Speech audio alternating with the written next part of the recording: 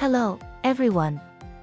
I'm Liying from number 3 Vocational Technical School of Nanning. Welcome to this mini lecture. In this lesson, we will learn about subnet systems and network classifications. In the previous lesson, we have studied the composition of computer networks and understood the functions and applications of computers. This mini lecture will cover two main topics: 1. Subnet systems, 2. Network classifications. The teaching objectives of this mini lecture are: 1. To familiarize yourselves with the resource subnet and communication subnet of a computer network. 2. To master the classification of computer networks. Let's start with the first part, subnet systems. Logically, a computer network can be divided into two subnets, the resource subnet and the communication subnet. A complete data exchange process must be achieved through the close cooperation of the resource subnet and the communication subnet within the network. Both are indispensable and interact with each other. The resource subnet is the outer layer of a computer network. It consists of hosts providing resources and terminals requesting resources, including all computers, I or O devices, such as printers and large storage devices, network operating systems, and network databases within the network. It is responsible for data processing services oriented towards users across the network, providing various network resources and services, and achieving network resource sharing. The communication subnet is the inner layer of a computer network. It comprises network switching nodes, communication links, and other communication equipment responsible for data communication, primarily completing data transmission, switching, and communication control. The main equipment of the communication subnet includes network cards, switches, hubs, routers, and transmission media.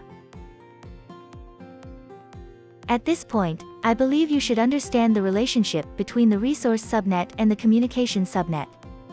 So, what are the classifications of computer networks?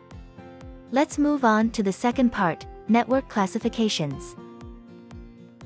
First classification, by geographic coverage of networks.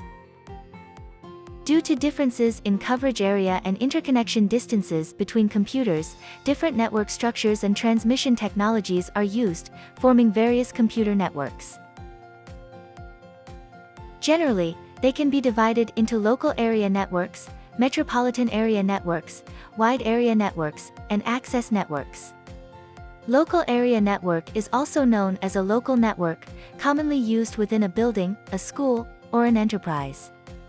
Metropolitan area network is a network system connected within a city or region, sometimes called a city network, regional network, or urban network. Wide area network can connect many metropolitan area networks and local area networks, and it can also connect regional and local networks globally.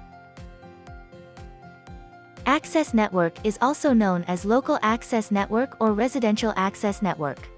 It serves as a bridge between access networks, or campus networks, and metropolitan area networks. The second classification is based on network topology. What is network topology? Network topology is a network structure diagram composed of network node devices and communication media. In a computer network, different geometric shapes can be formed by using computers as nodes and communication lines as connections, which is the network topology. Common topology structures include bus topology, star topology, tree topology, ring topology, mesh topology, and hybrid topology. Next, let's study each type of topology one by one.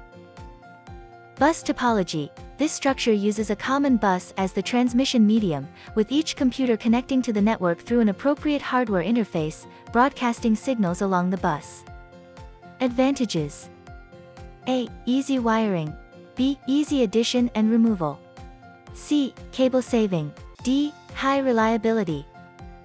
Disadvantages: A. Information congestion may easily occur when there are many computer stations, leading to poor transmission. B. Limited transmission distance for bus transmission, restricting communication range. C. Challenging fault diagnosis.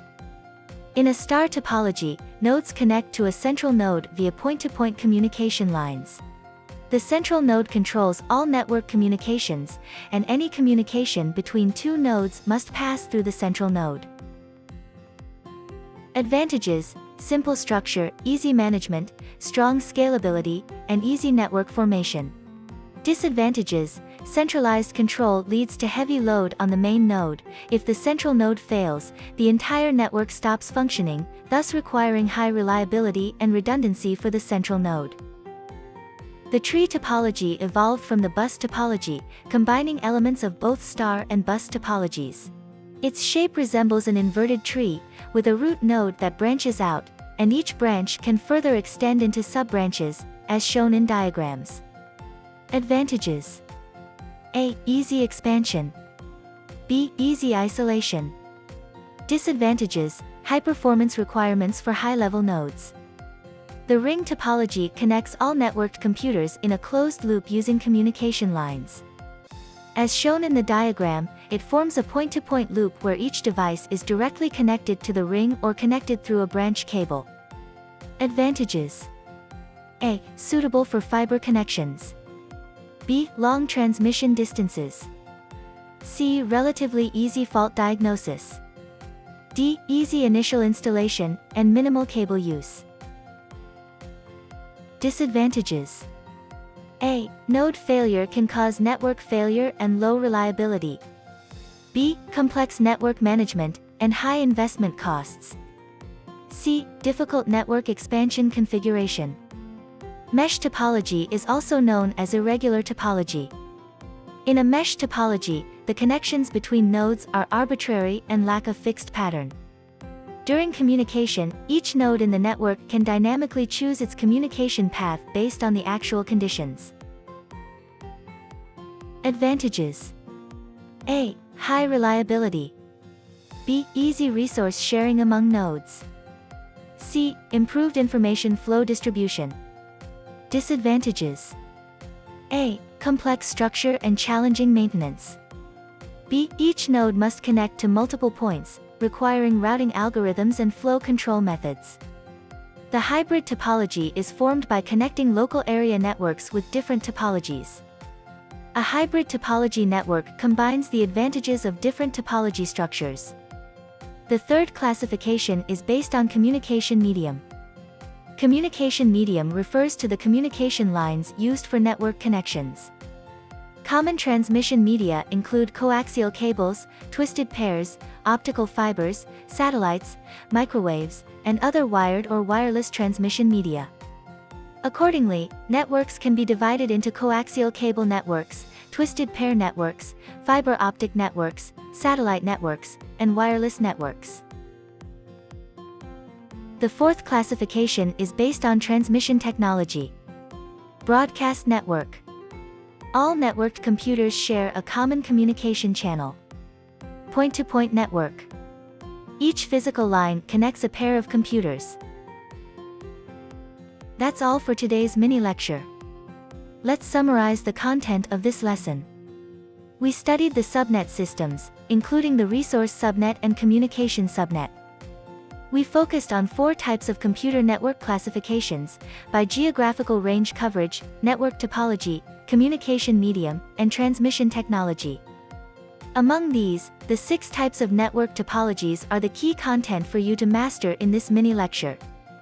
Finally, to reinforce what you have learned, I have prepared some exercises for you to complete after class.